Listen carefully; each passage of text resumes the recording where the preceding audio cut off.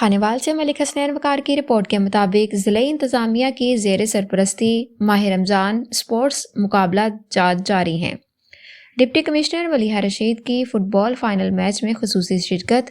Final match عثمان fit بال club Jahania اور فیصل شہید fit بال club Khanewal کے مابین کھیلا گیا۔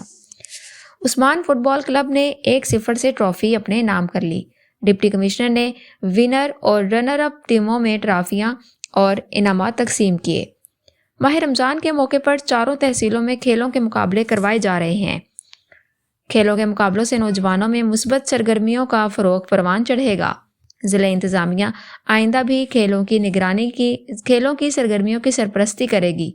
ڈسٹرکٹ سپورٹس آفیسر محمد حفیظ اور سپورٹس حلقوں کی شخصیات کی فائنل میچ میں شرکت۔